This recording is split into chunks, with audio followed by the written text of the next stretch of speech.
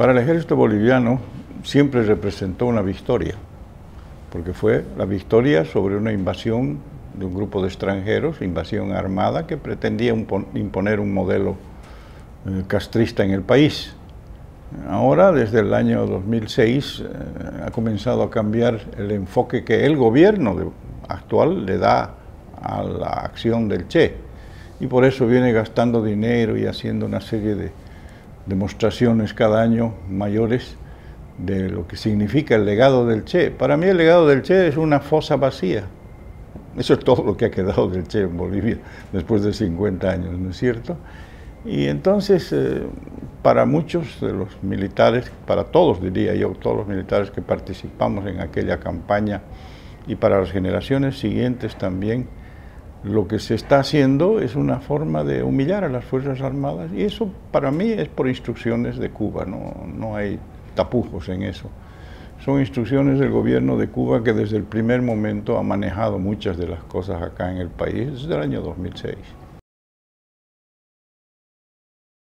Venía de una serie de contrastes la guerrilla ya reducida a 17 hombres cuando empezamos a operar nosotros con el batallón manchego. Mi compañía fue la primera a entrar en la zona de operaciones y realizar una serie de rastrillajes. En el primer día de rastrillajes capturamos 2 guerrilleros que habían desertado, que eran el Camba y León. Los mandé prisioneros directamente a Valle Grande y de allá los llevaron a Camiri para que estén en el juicio que se realizaba contra Debray. Y seguimos, a pocos días recibimos la noticia, la información de un campesino que los había visto en la quebrada del Churo. Entonces monté la operación, cerramos la quebrada, iniciamos el registro y se produce el combate.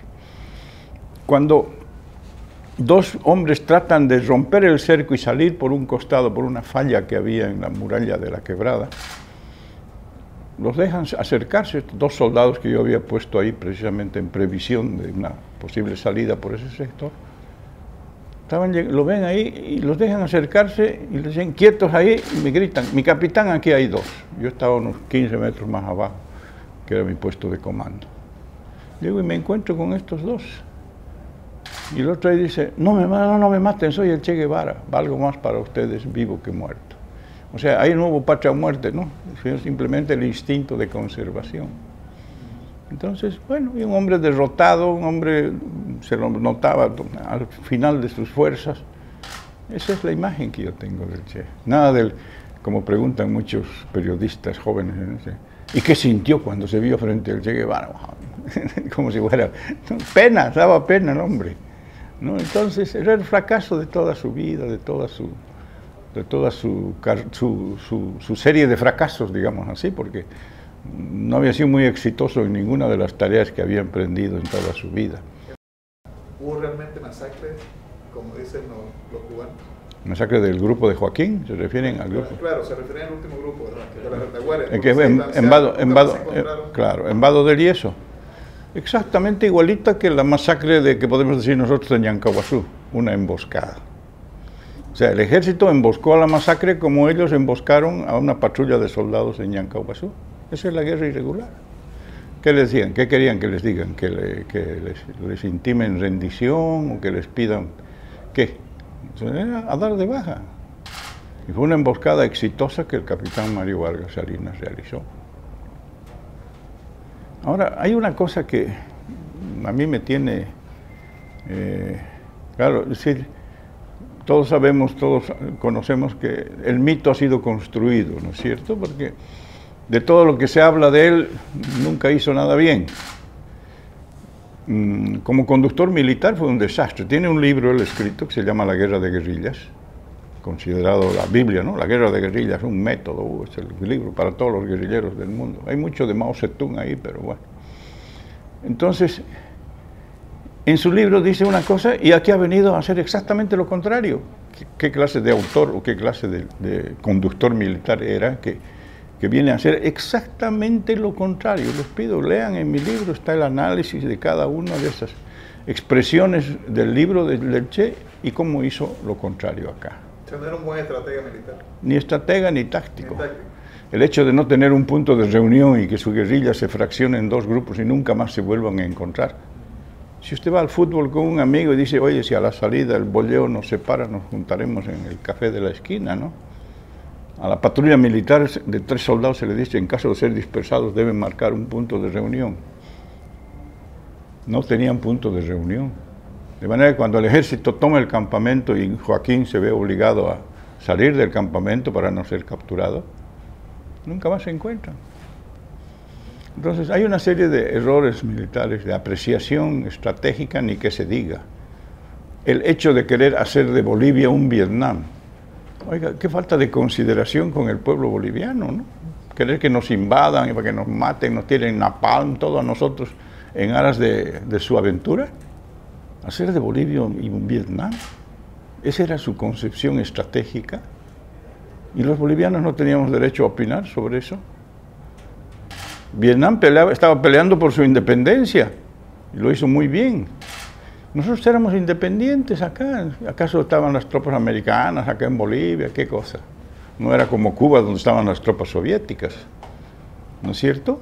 Entonces, querer hacer un Vietnam en Bolivia, háganme el favor, y nosotros no tenemos derecho a opinar sobre eso y a defender nuestro territorio. Hubo 14 instructores de Estados Unidos que estaban en La Esperanza con nosotros en el tiempo que duró el entrenamiento, 16 semanas, que tenían prohibido venir hasta la ciudad de Santa Cruz, no podían venir de Santa Cruz siquiera, estaban exclusivamente allá, 80 kilómetros al norte, jamás se acercaron a la zona de operaciones que es allá al sur, no participaron absolutamente en nada, eso está claramente documentado. Y que la CIA, ¿quién? ¿Acaso tenía algún agente la CIA entre los campesinos? ¿Tenía acceso a alguien la CIA entre los campesinos? Nada. Fue un esfuerzo propio de los bolivianos. Al Che lo mandaron aquí a Bolivia para librarse de él. Eso es evidente. El mismísimo Castro. ¿Ah? El mismo Fidel Castro. Claro, porque fíjese, primero, ya en Cuba, a partir del año 65, 64, 65, la presencia del Che era muy incómoda. Cometió varios errores, su propio carácter altanero, atropellador, todo, molestaba a la cúpula del Partido Comunista Cubano, que le insistía a Fidel, bueno, y este, ministro de Economía, un desastre su gestión. Presidente del Banco Central y firma los billetes, que son un símbolo del país, con su Che, en vez de poner su firma como corresponde, ¿no es cierto? Todos esos detalles le crearon antipatía. Entonces, ¿qué hacemos con él? Además que él quería seguir haciendo revoluciones y Cuba estaba en la coexistencia pacífica después de la crisis del 62, de los misiles. Entonces, dicen que se vaya al África y lo mandan al África. Lo mandan al África y está ahí en la República Democrática del Congo ayudando a Laurent Kabila y no hace nada, no puede nada, matan a muchos rebeldes, de enemigos, fusilaban nomás tranquilamente allá al que no estaba de acuerdo con ellos, en fin. Llega un momento en que dice, esto no sirve para nada, me voy, y escribe un librito que se llama Historia de un fracaso. Él mismo admite que fue un fracaso.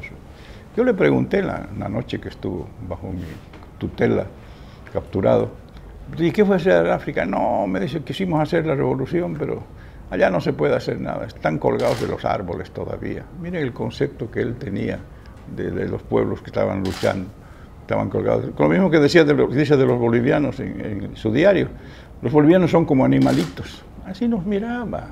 Y ese es al que ahora le estamos rindiendo pleitesías y honores.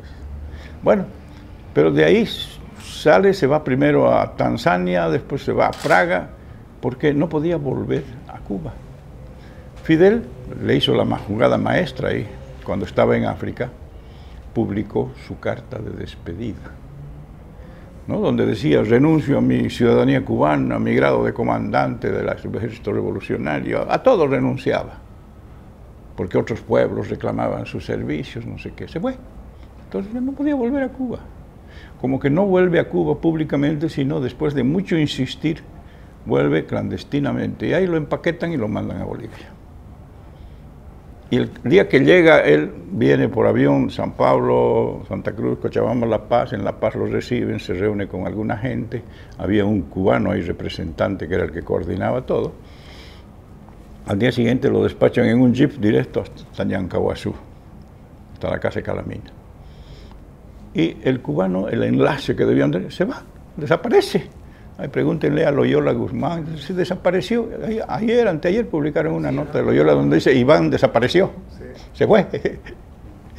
Rompieron todo lazo con él, nunca más tuvieron noticias de Cuba, nunca más los apoyó, nunca más les dijo nada. Le mandaban mensajes por Radio Habana, que es una maravilla, ¿no? Esos códigos, mensajes cifrados que mandaba y que los descifró el Che y los teníamos ahí cuando lo capturamos.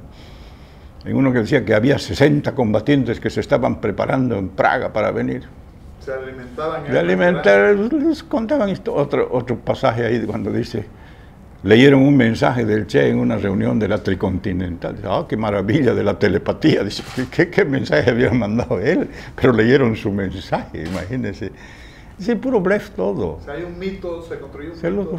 Entonces, con su muerte, por su forma de muerte probablemente, aunque en esa época también hay que ponerse un poco a tono, en los años 60 los fusilamientos eran cosas de todos los días. El Che mismo había fusilado más de 400 personas en la fortaleza de la Cabaña, eso está documentado, sin juicio, sin nada, ¿no es cierto? Y en el África fusiló también a varios, entonces...